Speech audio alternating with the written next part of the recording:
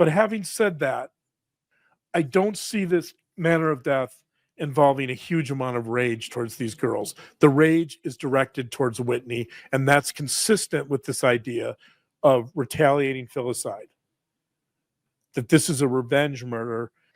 We have covered this case since it broke, and we have more to discuss while law enforcement continue to search for Travis Decker.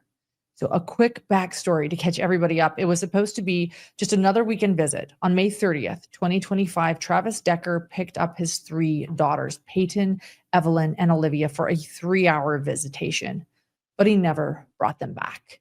Instead, what followed was a nightmare, one that has triggered a full-scale manhunt through the rugged wilderness of Washington state and has left an entire community shattered. The world is shattered by this crime.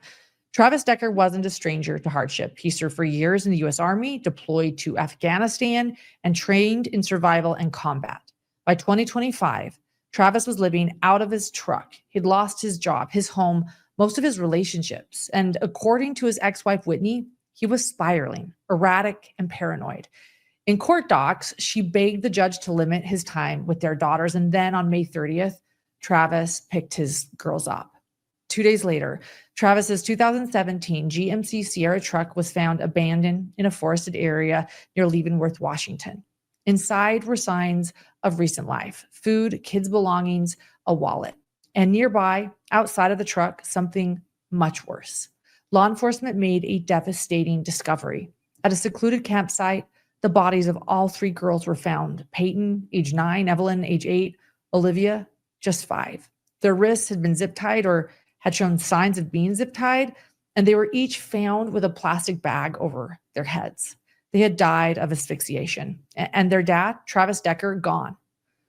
Completely gone. And what came next has been one of the largest manhunts in the state's recent history. Over 100 officers, helicopters, thermal drones, K-9 units, the U.S. Marshals, and authorities warn Travis Decker is trained in evasion and survival. He knows how to disappear. The first break came from hikers. They reported seeing a man alone, avoiding people, and out of place. Shortly after, a helicopter team spotted someone fleeing through the trees. K-9 units were brought in and tracked his scent to a trailhead. Law enforcement said they believe it was Travis Decker. And that tip has pushed searchers deep into some of Washington state's most rugged terrain. They also found something else, something chilling.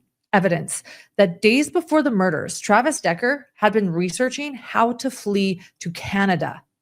This wasn't spontaneous. This was planned. Family members have since spoken out. Decker's own brother said he cut ties weeks before the murders after a failed intervention led to what he called a violent outburst.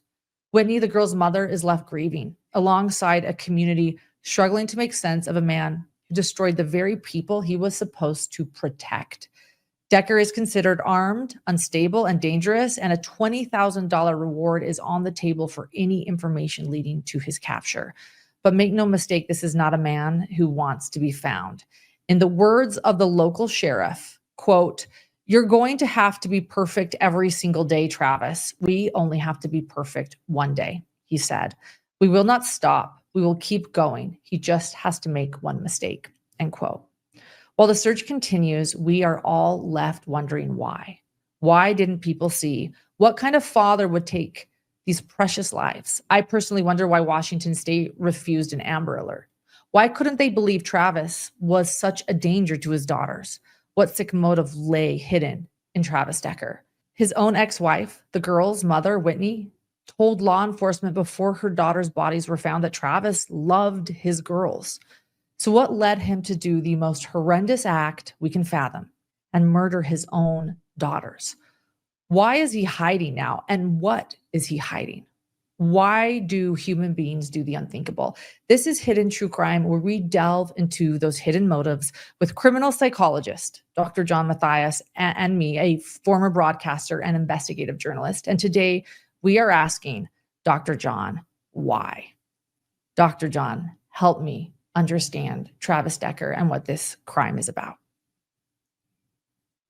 Well, we'll be exploring that. But before we do, I want to point out that Whitney, who was Travis's wife, ex-wife. They were divorced in 2022, had an intuition that things were getting worse. She said the only thing she noticed the day when May 30th, when Travis picked up the girls, the only thing she noticed that was different was that he was, quote, quieter than usual, unquote. But if you back up a little bit and you look at the history of this situation, you'll see that in 2024, she actually went back to court to change the parenting plan or the custody agreement. And in her affidavits to the court, she was concerned. There were a lot of issues she had with some of the things Travis was doing, including living in an armory with the girls when he had them for the weekends. She talked about his mental health issues, his continued mental health issues, including, by the way, she's the one who tells us that he was diagnosed with borderline personality disorder, and that's going to be a big part of the story. So we have these clues, but I think what's most interesting to me is that Whitney had some intuitions here that things were getting worse, and she obviously, by going to the court and requesting a revised parenting plan, I think in her own way, she was expressing her concerns. I don't think she would have seen this ending up where it did. I think, she made a statement to the media that initially, before the fate of the girls was known, that she wasn't concerned that he was a danger. And so, in fact, she made a statement to the effect of, let me actually read this. This is one of her first statements to the media. She said, quote, "I don't personally think that he's dangerous. I think that he's impulsive and he loves his children very much. I think that he's having a really hard time and he just needs something to feel better. And for him, that's the girls," unquote. So given that, I think Whitney has this conflict. She knows things are getting worse. She knows things are deteriorating. She knows that he lost his job. He's unemployed. He's unhoused, right? There's all these issues going on. He's talking about getting rid of his dog. That's another thing. That's another red flag here, a warning sign, is that he loves this dog. There might have been multiple dogs. I'm not clear about that. They found a dog at the campground, so I'm going to say a dog, but there were earlier statements where made to the court where they mentioned dogs plural, so I'm not clear if it's multiple pets, but let's assume there's one dog. He apparently is very close to this dog, and he's talking about giving the dog away or, quote, getting rid of it, whatever that means. I mean, the dog ended up alive, but I think what's interesting here is you're seeing some of these warning signs, and not only is he, the term psychologists use would be decompensating or deteriorating in terms of his physical well-being, his psychological well-being, his emotional well-being, but people are picking up on this. Whitney has seen this. She's noticing it. She's concerned enough to go to the courts to ask for a change of visitation so that Travis gets less visitation. And that, by the way, I think is going to be a big part of the story. So you have the divorce in 2022. You have this revised visitation agreement in 2024, where Travis essentially refuses to go along with anything. He doesn't sign anything. He's actually quite defiant in court. He tells the judge, he tells the court, "I'm not signing that." The court orders a domestic violence assessment, which is another piece of this puzzle. Domestic violence. So we don't know. As far as we know right now, we've seen no history of domestic violence. So we don't know that there's a history of domestic violence, but I think it's a pretty good sign. It's a pretty good indication that there might be domestic violence in this relationship when the court is ordering a domestic violence assessment. A judge doesn't typically order that unless there's been potentially some history of past violence. So you have to think that there's at least a hint or suggestion of some domestic violence in this relationship. The judge orders a psychiatric assessment, which Travis refuses to agree to. He refuses to participate in. He refuses to participate in counseling. Right? There's this defiance, and this is late 2024. So you have, again, if you're putting this picture together, I think you have to look at all these elements. You have borderline personality disorder. You have a guy that's getting out of the army. He's retiring from the army. He's done a tour in Afghanistan in 2014. He did a tour for, I believe, 5 or 6 months. So he was deployed to Afghanistan from March to July of 2014. He was in combat zones. There's some possibility here, and again, I don't know. We've heard rumors of PTSD, but I can't confirm that. So, but it's reasonable to expect that a soldier, that he happened to be in the army. He was an infantryman, meaning he was on the front lines. He was one of the first people into combat. He's the guy that would, go into a armed conflict first. He'd be in the front line. He'd be, the people pushing in and engaging in whatever combat they needed to engage in to succeed. So this is someone who's very well trained in terms of, the use of military grade weapons, automatic rifles, hand-to-hand combat, the use of knives, every type of combat you can imagine. He's very well trained in that. And so you have all of these elements, I think, when taken separately, they may not mean much. You've got borderline personality disorder. You have potentially some suggestion of a history of domestic violence in the relationship, in the marriage. You have a divorce.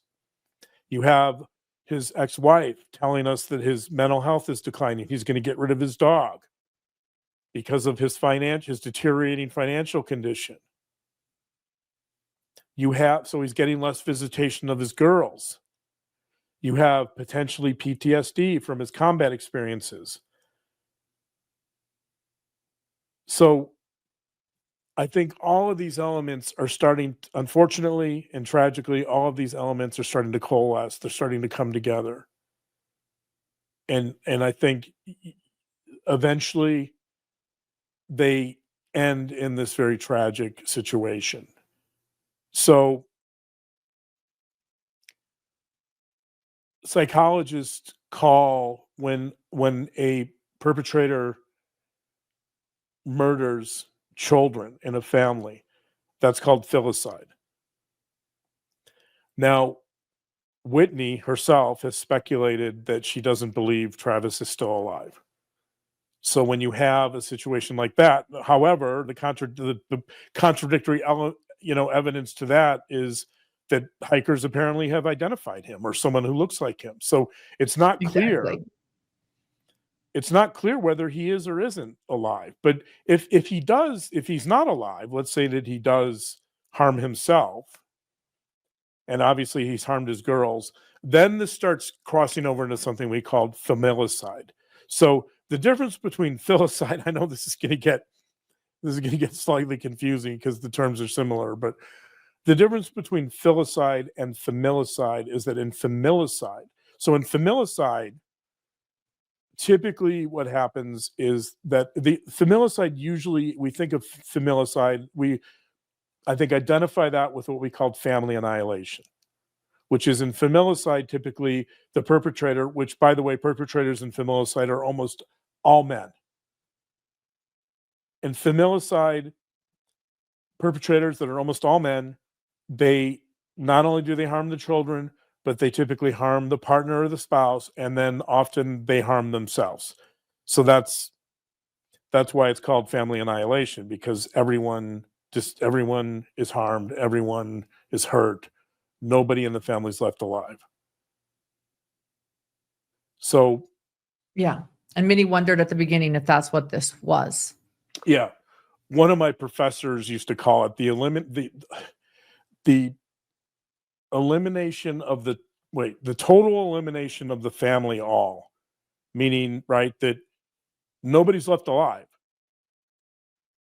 So if Travis did harm himself, now we're starting to cross over into something that's more similar to familicide. So the reason I mention this is because we're about to have a discussion about filicide and familicide and some of the differences. And I think it's important to make those distinctions because they are different. However, in this case, so filicide, which is the murder of children, the primary type of filicide is what we call pathological filicide.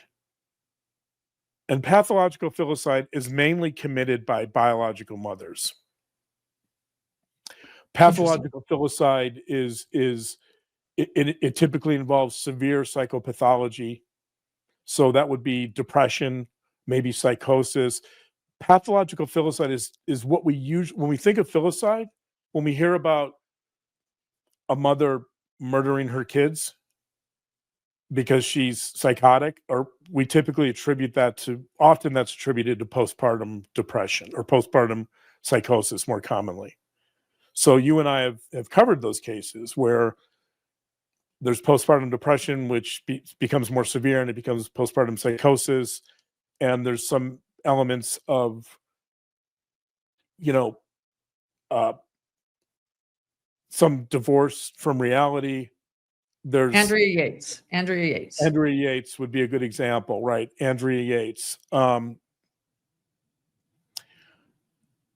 The Boston woman that we talked about. Lindsay Clancy, right. These are women that had just given birth. They start off with some postpartum depression. It becomes worse. It becomes postpartum psychosis. They become separated from reality to some degree. There's some paranoia typically. There's many of the elements that you expect from psychosis. And for whatever reasons, they develop this hostility or paranoia towards some of their children, and the result is fatal and horrendous. And so, again, like pathological filicide is the most common type of filicide. But there's another type of filicide called retaliating filicide. And that's less common, much less common, but it's usually committed by men. And retaliating filicide almost always involves it's exactly like it sounds.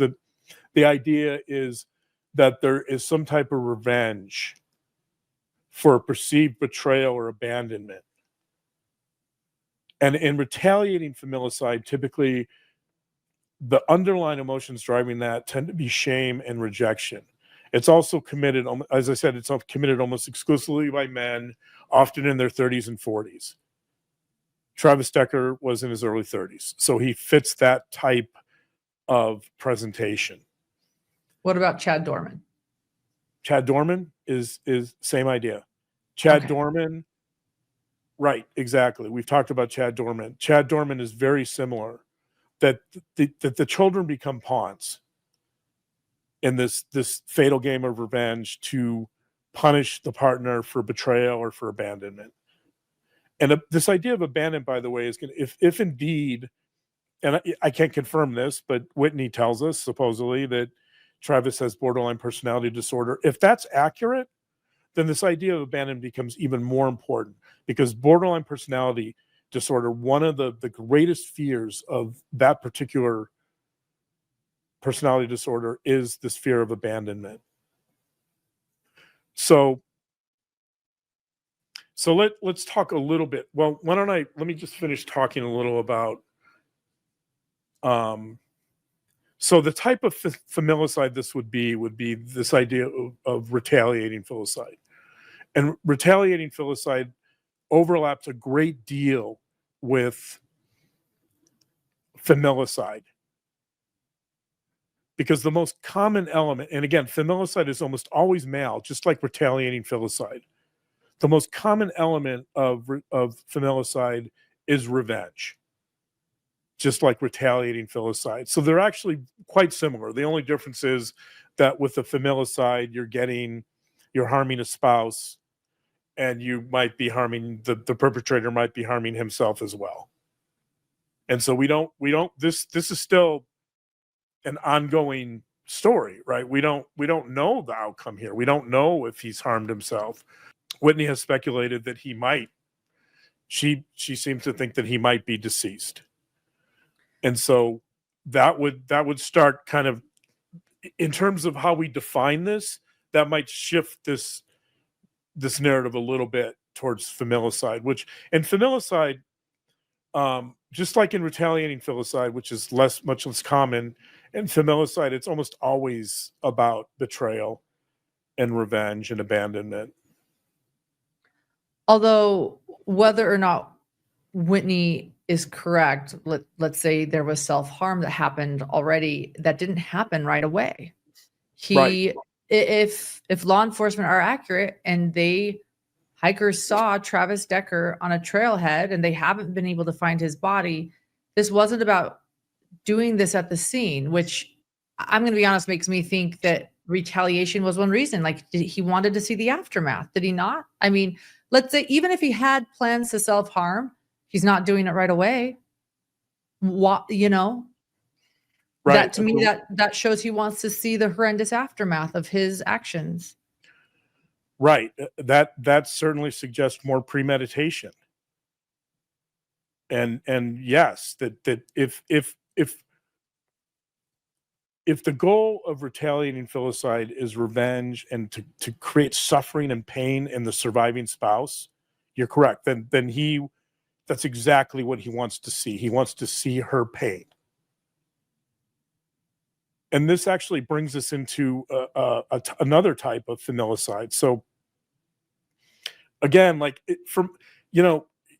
we use these terms to help us define things, but I think this is an interesting case where the terms are going to be a little bit vague, right? This is going to be a situation where there's going to be a lot of overlap between filicide and feminicide.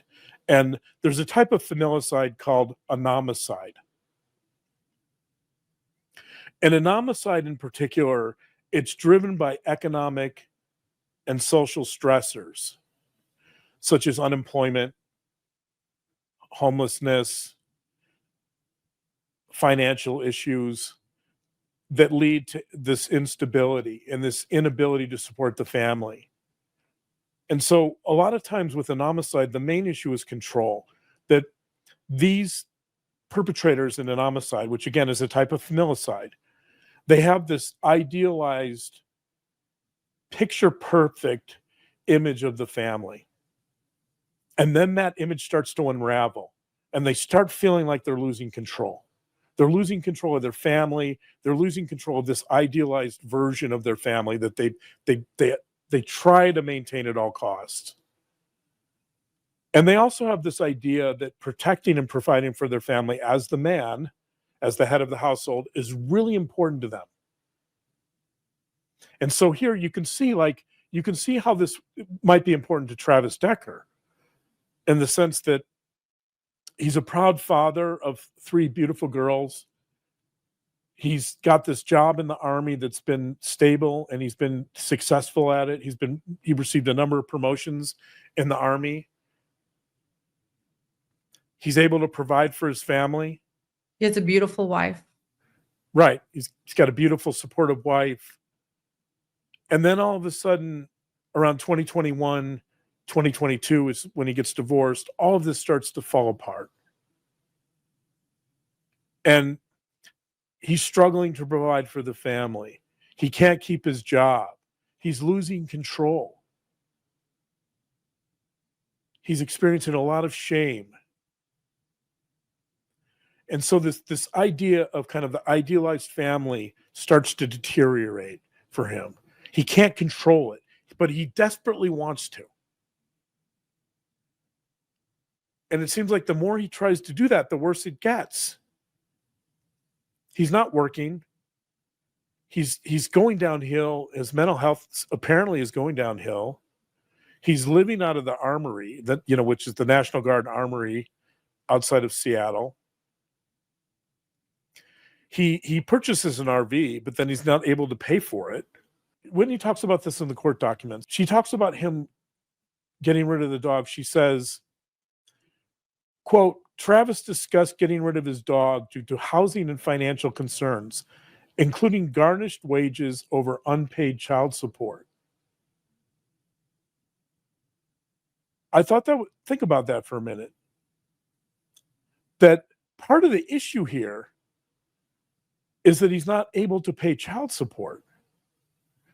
Right? He must feel, if this idea of a nomicide, which is this economic distress and this inability to provide for the family, is I think hugely in play here, in the sense that this gets to the point where he can't even pay child support, right? And not only can he not pay it, not only does he feel shame over that, but I think he's angry. He's angry over the fact that a lot of his predicament, his inability to find stable employment and housing, I think he's blaming that on Whitney, in the sense that she's making these demands for child support, right? She's making these financial demands on him, and that he can't meet. So I think that's part of his anger. It's not just the divorce, right? That's the biggest part of this, that in 2022, he doesn't want that divorce. She's the one who files. She's the one who initiates it and follows through with it. Because the divorce is now the beginning of the end of that perfect image of the family, right? But the other problem is that he's on the hook for child support. And he feels this immense pressure to perform, and he's not doing well. And so I think that's part of his anger here, is that he just wants her to, we saw this in 2024 when she went back to court. He refused to sign anything. He was super oppositional, right? Part of this is, I think he just wants her to leave him alone. Like, she did all this damage with the divorce, and now she's back in court. She's making more demands. She's telling him, you can't see your girls as much. He's going to lose his dog. You've got all these stressors. And this is how he's seeing it. Not that it isn't okay what Whitney's doing. From his perspective and his mental health, these are stressors for him. These are elements, right? I'm presenting his subjective view of the world and how he sees it, and how this is all impacting him. Right, because he's not thinking of anyone but himself right now. Right. There are, as long as we're talking about this revised parenting agreement, I want to read a couple of incidents that Whitney cites, that she believes are problematic in terms of Travis, getting visitations or getting any type of prolonged visitation with the girls. She cites an incident from August 30th of 2023. She tells the courts, quote, Travis, quote, didn't want the girls this weekend, even though it was his weekend. Said the girls walk on eggshells because of how he reprimands the dogs. I think that's interesting, right? In the sense that he's very angry. I mean, at the very least, he's angry at these dogs. He's displacing all this anger on the dogs that he's probably feeling towards the girls and his ex-wife. Oh, wow. And treating the dogs poorly. Yeah.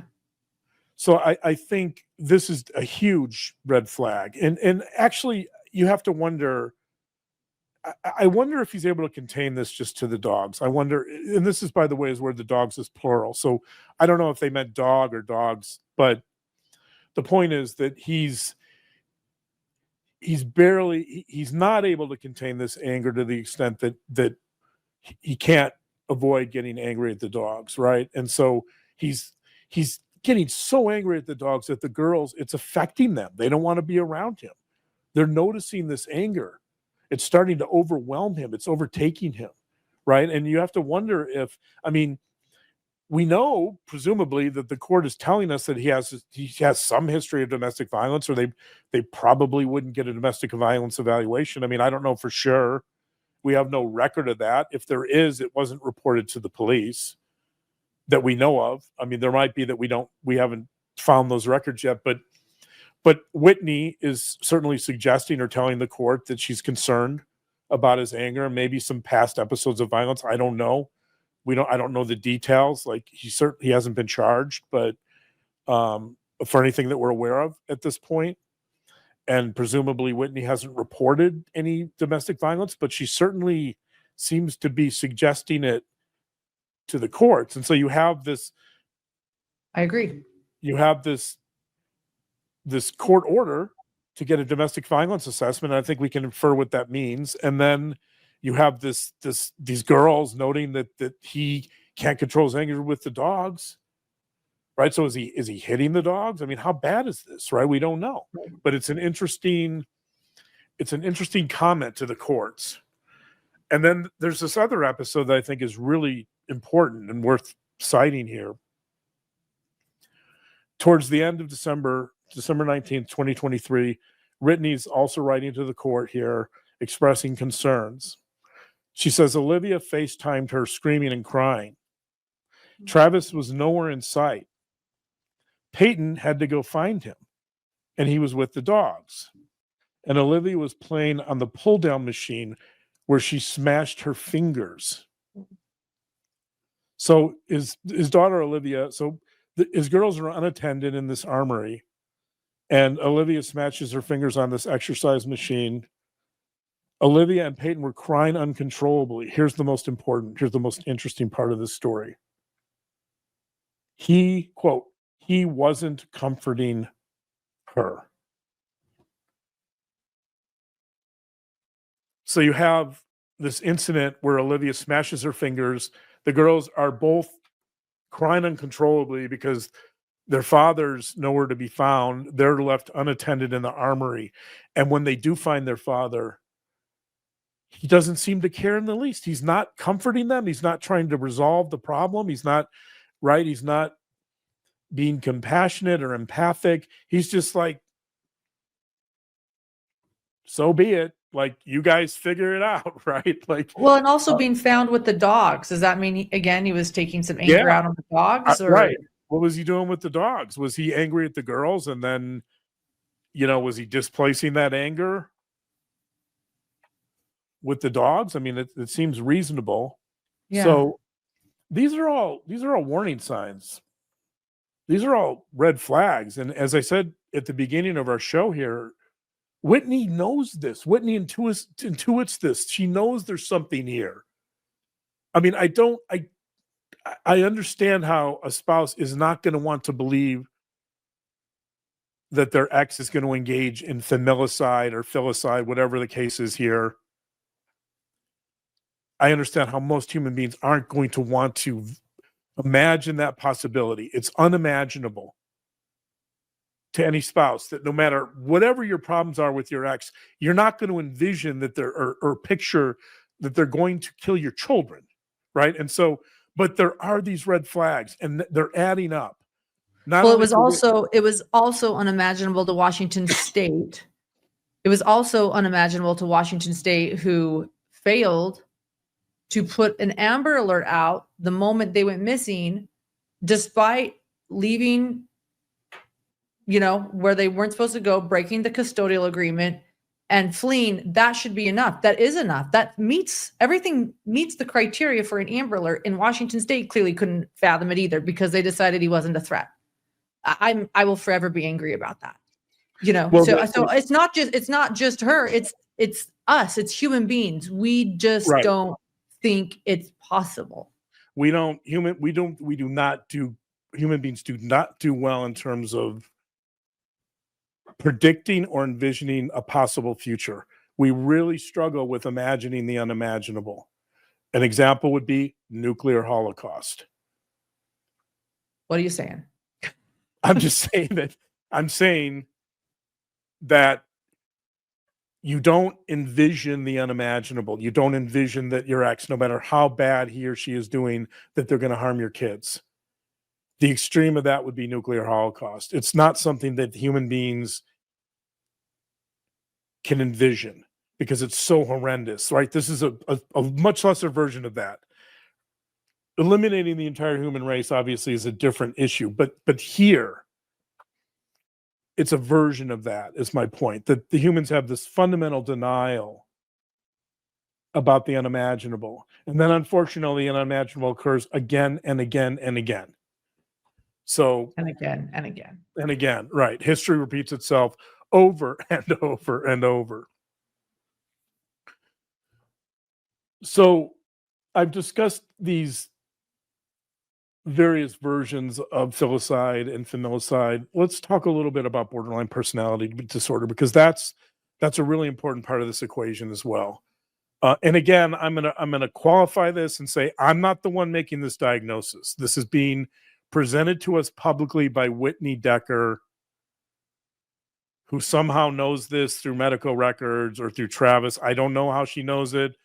She could have this wrong. We might learn that maybe he doesn't have this. I don't know. But right now, based on our current information, he seems to have a diagnosis of borderline personality disorder. Now, Whitney, there is some confusion here with Whitney, because she says he's not taking any medication for it, which you wouldn't typically take medication for a personality disorder in the same way you would for, say, schizophrenia. There's no such thing as an antipsychotic for a personality disorder. Personality disorders are much deeper and more ingrained and more habitual than typical mental health disorders like depression. So that's why we take antidepressants if we're depressed, because they work on our neurotransmitter pathways and they help rectify certain deficits in neurotransmitters and chemical imbalances in the brain that would not be true of borderline personality. Personality disorders do not respond to medication. So it's not clear if Whitney knows what this is. It seems like she believes he was diagnosed with this, but no, he wouldn't take medication for this. I think she could have simply been asked to. Okay. I think that could have been something. Can you tell me something, borderline personality disorder, someone else doesn't know what it is. Does he take medication for it? No, he doesn't. They ask and they're thinking, Right. However, I will say this, that there are certain personality disorders that will be given, that will be prescribed medications that can help with some things. Certain type of sedative medications might help calm someone with certain, right? So it's not unreasonable that there certainly are people who prescribe medication for personality disorders. It does happen. But in terms of, if antidepressants help resolve depression to some degree, that would not be true of borderline personality disorder or any personality disorder, because medication will not solve that issue. Personality disorders begin when we're children, and their patterns and habitual ways of interacting with the world that become more permanent over time, and they begin to define who we are and our habitual ways of interacting with the world. And so personality disorders are different than mental health disorders.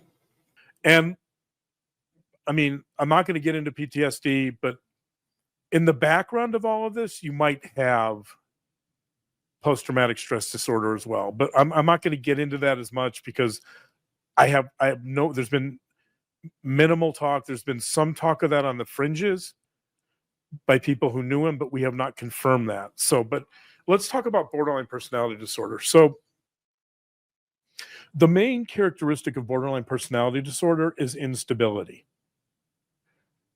Instability typically of mood, of a sense of self, it usually includes major shifts in mood. It includes an unstable self-image, and often it involves impulsivity. Those elements will often lead to relational problems. So borderline personality disorder people tend to have difficult relationship histories of divorces, frequent breakups, histories of this inability to maintain long-term relationships because of these qualities. Another element of borderline personality that is quite common is anger. Oftentimes, borderline personality folks are prone to bouts of anger, and that those bouts of anger can lead to violence and aggression. And that's why this is relevant to our discussion today. People with borderline personality disorder often also, there's some research showing, this isn't in the DSM, which is our diagnostic manual, but there's some research showing that people with borderline personality disorder are often plagued by a deep-seated sense of emptiness and loneliness. And that's important because that sense of emptiness is a hole that often can't be filled. There's this underlying sense of distress. There's this underlying sense of emptiness that they try to fill, but they can't no matter what. Now, you can argue that most human beings have this. Maybe this is very existential. But with borderline personality disorder, think of a typical person having kind of this sense of emptiness and loneliness. And let's amplify that by 100 for borderline personality disorder. They can't fill this hole. You have a dog, you have a beautiful family, you have a position in the army where you end up getting promoted a number of times to positions of authority, but you still feel like something's missing. You still feel empty. And unfortunately, when that's the case, it can lead to anger. I'm going to read from an research article here. It's from, I don't know, you probably can't see that. It's from a journal called Psychiatry Research. This was published in 2020. Tobias Kockler is the main researcher on this article. The title is Specific or Transdiagnostic, ? The occurrence of emotions and their association with distress in the daily life of patients with borderline personality disorder compared to clinical and healthy controls.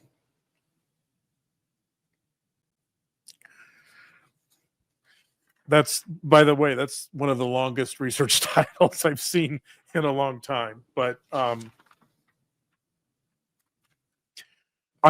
just gonna cite some of their findings from this study. Quote, borderline personality disorder is associated with proneness to anger. Among other altered affective experiences, borderline personality disorder patients are angrier than patients with other personality disorders in the context of social interactions. Quote, emotional dysregulation may constitute an underlying factor that gives rise to anger. A specifically frequent and impairing occurrence of anger that could be the visible result of emotional dysregulation in borderline personality disorder. So what are they saying? That their findings are essentially that what drives anger in borderline personality disorder patients or borderline personality disorder people in general is emotional dysregulation, this inability to regulate emotions, including anger. And moreover, their finding is when compared to normal samples of non-clinical patients, that subjects with borderline personality disorder displayed significantly more anger than other personality disorders. They had more difficulty controlling that anger. And because of that, they experienced significantly more distress. So what's interesting about this study is it's saying essentially that people with borderline personality disorder not only have anger, they have more anger than just about any other category of personality disorder. And I think they have more anger than patients with they say it here, other study groups with PTSD. So they do talk about how, by the way, how that anger could be a precursor to potential violence. But let's move on to another study here. The title of this study is called Borderline Personality Disorder and Violence. It's from the Journal of Australasian Psychiatry, 2019, volume 27, page 578, quote, the commonest violence by borderline personality disorder patients is the assault of an intimate partner in the context of real or perceived threats of termination of their relationship. Occasionally, such intimate partner violence can end in homicides. There you go. It gets even more, it gets worse. Quote, finally, a rare form of homicidal behavior that leads to familicide, death of partner and children, with often self-harming of the perpetrator, has been linked to the presence of borderline personality disorder features. So, although borderline personality disorder and familicide are rare, it occurs. There's some research supporting it. As this study suggests, it's closely aligned with intimate partner violence specifically. And even more, right? I'm gonna read this again. It's linked not only to intimate partner violence, but, quote, in the context of real or perceived threats of termination of the relationship. That's the critical issue, because this divorce upended Travis Decker's world. It was the abandonment and the rejection and the assault on this picture of the ideal family, this picture of the perfect family that he was trying to maintain. I think that really sets this narrative in motion towards where we end up. So borderline personality disorder, divorce, the revised parenting plan, I think, was a real insult, a real injury to Travis Decker, because not only does he have to endure this divorce, not only is he struggling with child support, but now she's going back to court. And she's saying, you're getting worse.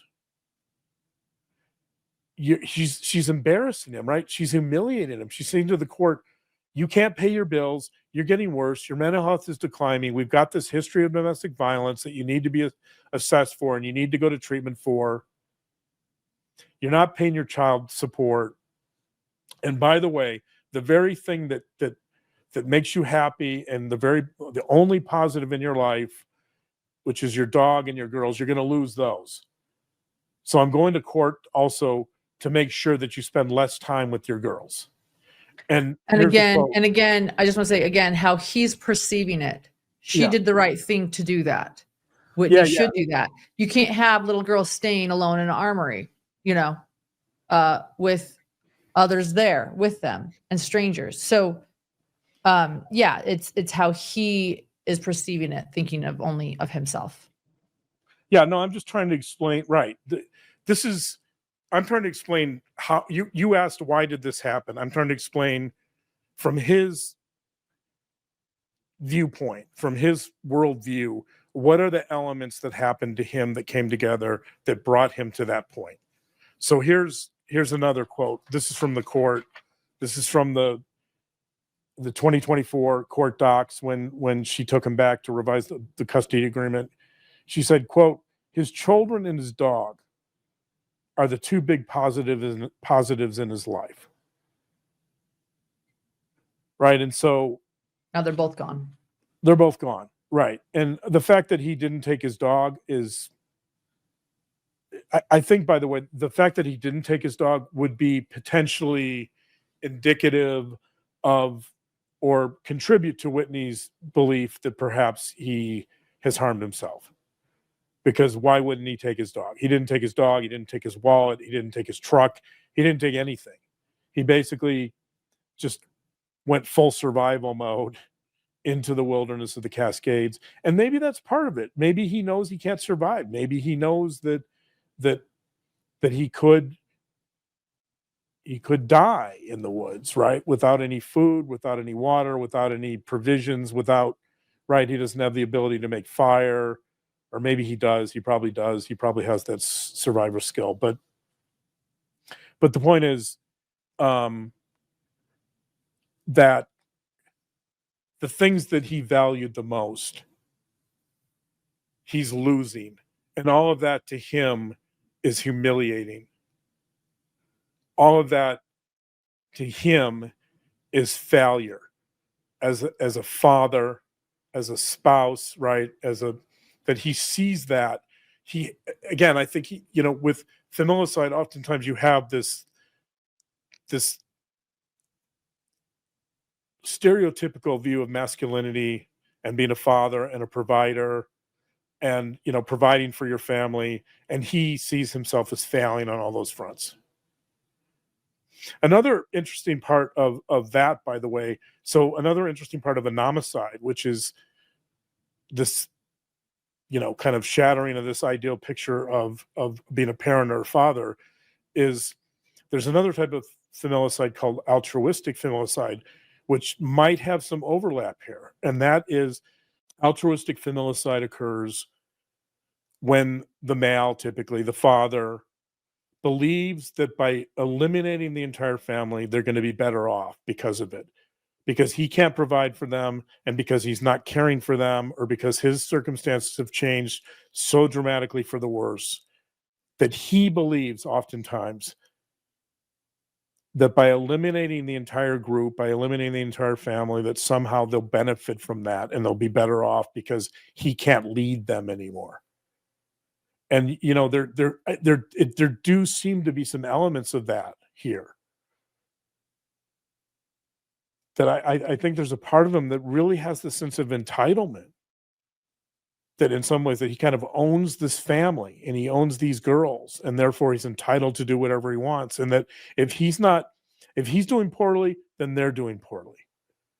Right. It's so narcissistic to think that way. But there is a photo that's popular of Travis Decker that police are using, and we've used it and have shown it. We showed it at the beginning of this video, where he's wearing a WWJD bracelet. What would Jesus do? Which also tells me he's religious. I noted it because it's despicable. Yeah. Suffer the little children to come unto me is what Jesus Christ would do. But nonetheless, he's clearly wearing it to show that he's Christian and trying to follow Christ.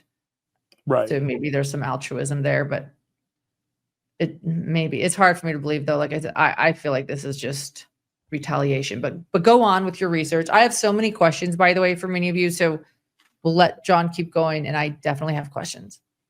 No, I'm not saying this is an altruistic filicide. I'm just saying that there is some. You have a familicide where you eliminate the entire family because, as the perpetrator, it's your perception. It's a skewed perception. It's a false perception, but you have the perception that somehow your family cannot survive without you. And because you want to end your life, you then believe that taking the family with you will somehow be the right decision. So yeah, that's my point. So there might be some slight overlap with that idea of altruistic familicide.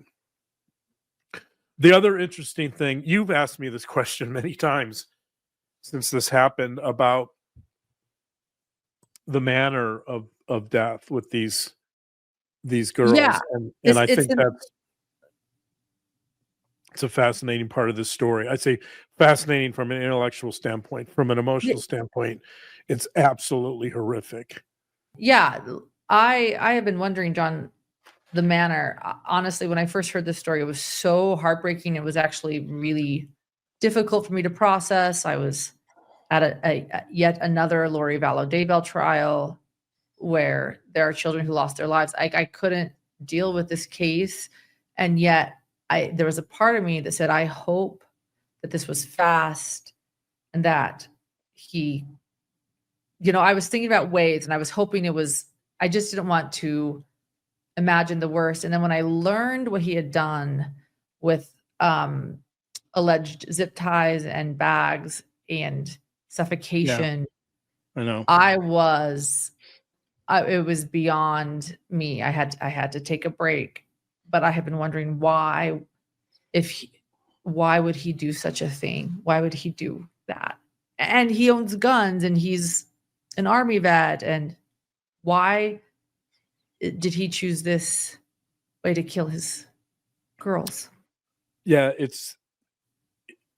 from a forensic psychology perspective, I think it's really interesting. And again, the research on this is not foolproof. It's not definitive. So I just want to say what I'm going to say here is some of this is my experience, some of this is my intuition, some of it is the limited research on the way victims are harmed and what that means. There's a general belief in the criminal community that suffocation is considered to be kind of a more intimate manner of death. That because when somebody suffocates, when you put a bag over someone's head, number one, you're in complete control, right? He's doing the zip ties and he's putting the bags over the head. So there's something very obviously controlling about that. There's something very symbolic about how he's doing that. He has complete control, obviously. I mean, these are kids, so it probably wouldn't take much for him to gain control of any type of crime scene like this, or at that time any type of situation where a crime is going to be committed. But suffocation tends to be you're if you're strangling someone, you're in close proximity to them and you're literally seeing them take their last breath.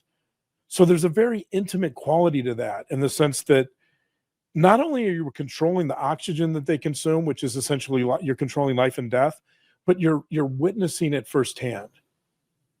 There's for a serial killer, for example, there's going to be maybe more personal satisfaction when you strangle someone, especially someone that you may or may not know. But if it's someone you may get more a serial killer may get more satisfaction out of that, because they're the ones that are in control of life and death. They're the ones controlling that situation completely. You do control life and death with a gun, but it's not as intimate, right? It's much more violent, and you're desecrating bodies, you're harming bodies, there's something here. Let's put it this way: that with Decker's children, I have the sense that from his perspective, and again, I'm just saying from his perspective, I'm not saying what the reality of this is, but from his perspective, I think he sees this as a more respectful type of murder, in the sense that he's not harming their bodies, he's not desecrating their bodies, he's not creating a mess. He's allowing their mother to bury them or have services for them in a way that's more respectful, right? Like, you have the option of open casket. So he's allowing more options in terms of mourning for these girls. Like, this is peculiar. I think it shows me, when you combine this idea of suffocation as being intimate and the fact that he doesn't want to desecrate these bodies, what that suggests to me is that the rage isn't directed towards the little girls. The rage is directed towards the mother. If the rage was directed towards the little girls, a gunshot would have been a much more efficient and effective way of harming them. Because you have to picture, this is the most haunting part of this entire situation to me. This is the part that I can't get over. This is the part that lingers in my brain day in and day out. And that is these three vibrant, innocent, beautiful girls with bags over their head and zip ties on their wrists, still alive, screaming.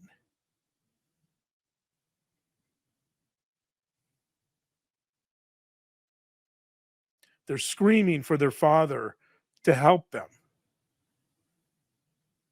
because they can still scream. I mean, the irony, of course, is that the more they scream, the less oxygen they're going to have to survive. But they're screaming, "Daddy, Daddy, Daddy, don't, please." I can't even.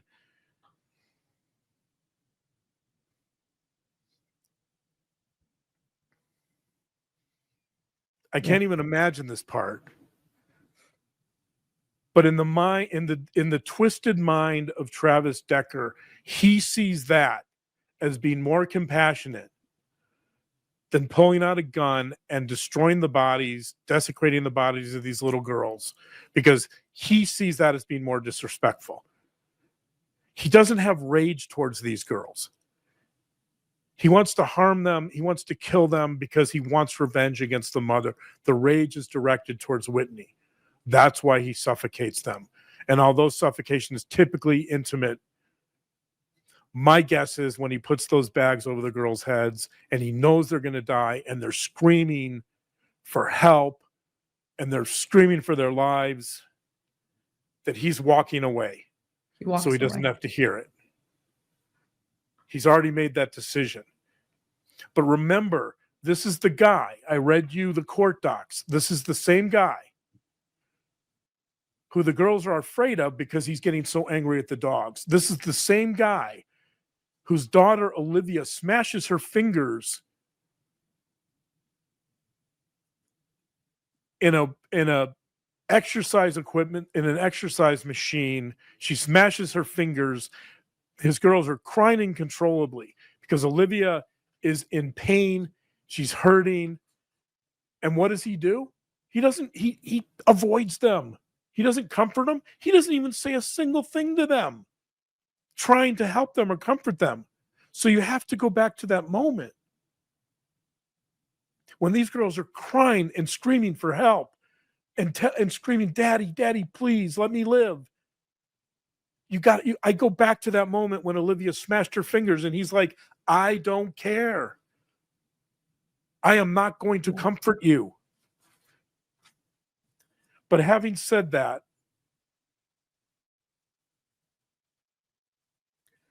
I don't see this manner of death involving a huge amount of rage towards these girls. The rage is directed towards Whitney, and that's consistent with this idea of retaliating filicide. That this is a revenge murder, and it's because also it's interesting, like if he really, really wants to harm Whitney, he has every opportunity to murder her too, and he doesn't. When he picks up the girls, he has every opportunity at that time to murder her, and he chooses not to. He knows exactly what he's going to do, and he knows why he's going to do it. He wants to harm her, but he's doing it because these girls are like hostages. These girls are like pawns to him in this game of revenge. They're hostages. He's taking them hostage. He's treating them like hostages. He's putting zip ties on them. That's what you do with hostages. He's putting bags over their head. That's what you do with hostages. This is almost like he's dealt with hostages in Afghanistan in some capacity. And he's replicating that. I mean, I don't know for sure that that's true, but it feels like that. Yeah. Okay. I understand more now. Is there anything else? I think those are my main talking points for today. I think I've covered most of what we know in terms of Travis Decker. Obviously, he's still on the run. He's still a huge danger to the community. You know, Yes. I would urge people to stay away from, to lock their doors. Police are recommending that, but to secure their homes that live in that area. Yes, as we continue following this story, we will leave it here, but he is still on the run, and everyone should be on the lookout. And if he has done self-harm, nobody has found him. So we have to keep looking for him. Yeah, and if there has been self-harm, I think the community wants to know that too. Yeah. That It's this so threat sad. has been neutralized. Yes. Yeah, our hearts go out to Whitney. I hope they do find him and bring him to justice, because this is one of those unimaginable crimes that, I remember when I saw finally the girls, when finally the endangered missing persons report finally came down, and I thought, oh no, I hope they're okay. And it was soon after, I think it was the next day, that we learned their fate. So yeah, we will keep following, and we'll keep following this case and bringing any updates to you. Anything else you want to say, John? Yeah, just that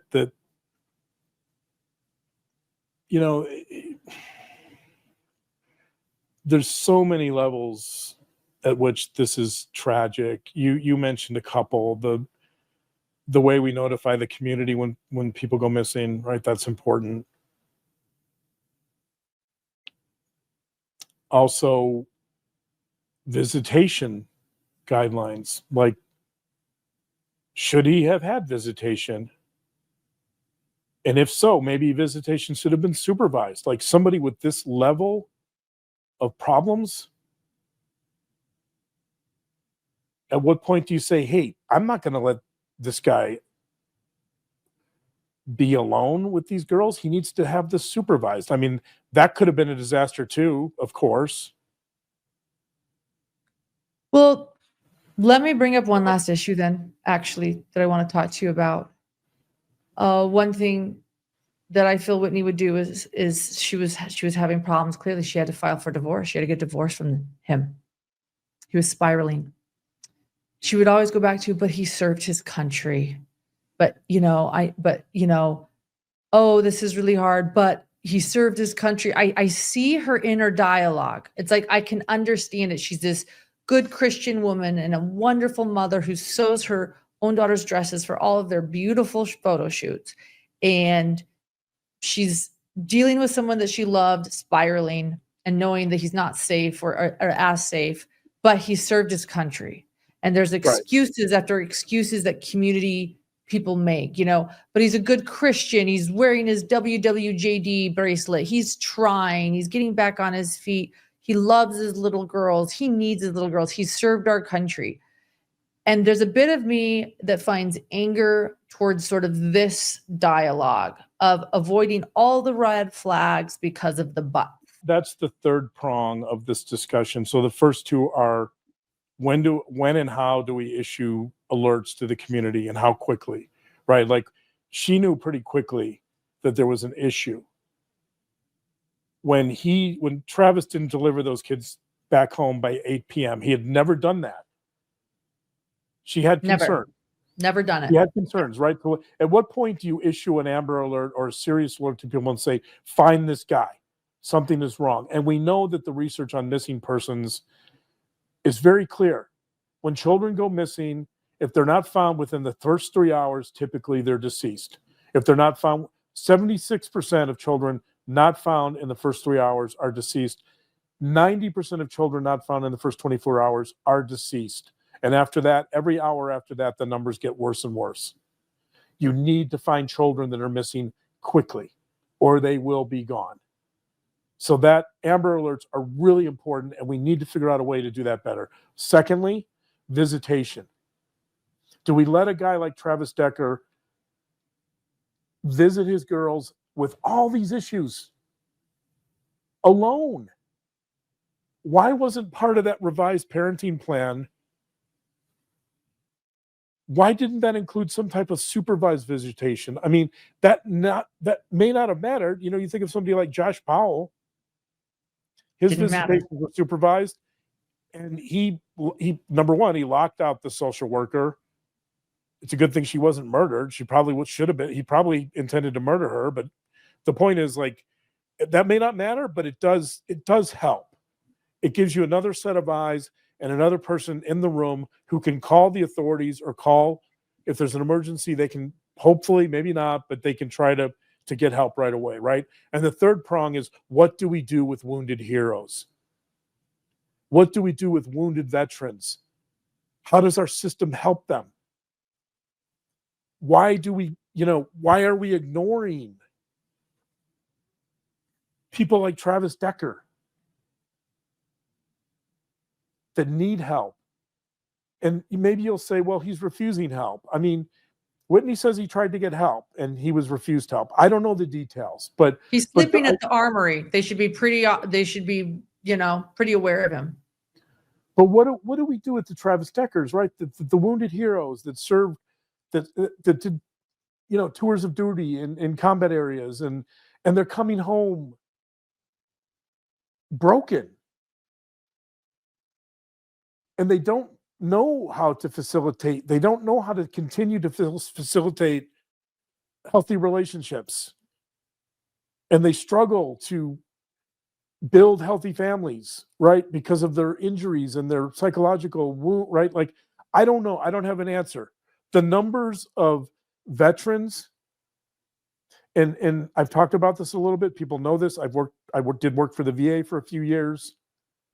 I know veterans well. I've worked with a lot of veterans with PTSD. There's no simple answer here. But the number of veterans that self-harm every day is astronomical. There's a lot of veterans out there that are broken and in pain, and they need help. And how do we address that above and beyond the VA? How do we help them? Right? Like, that's another part of the story. And is helping them, giving them unsupervised visits, though? Because I feel like this is where that story went, is, we help him by giving him love and allowing him to continue seeing his girls because he loves them. And just because they're a wounded veteran, I want to point out, doesn't mean that what we do to help them is, sacrifice our families. Like, no, it goes way beyond that in terms of, right. You're not helping a veteran if you say, look, we know you did this tremendous service for our country, so therefore you can have unfettered access to your kids. The part of the story that's not being told is that somebody like Travis Decker may be broken, but he's also violent. He's trained to kill. He's put in these combat zones essentially to subdue the enemy, to kill people. And now he's asked to come home. I mean, I'm not the first person. The movie The Hurt Locker gets into this in tremendous detail and with a lot of sensitivity. Like, it's a complex issue. The issue isn't only that they're experiencing physical and psychological wounds and emotional traumas. It's more than that. It's also that you've got these veterans that, in many ways, they know what they know is violence. Travis Decker joined the Army when he was a teenager. That's his world. His world is he's an infantryman. His world is combat. His world is violence. His world is,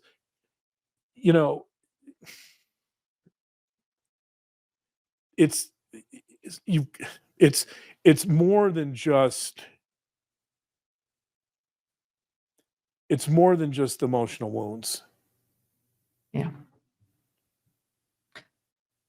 I will say there's one thing, I'm not going to drop it, but you brought up Josh Powell, and Josh Powell was another Washington State case that happened in Washington State, and Washington State should have issued that Amber Alert if they've improved things. A man alone with his children who has left the custodial area.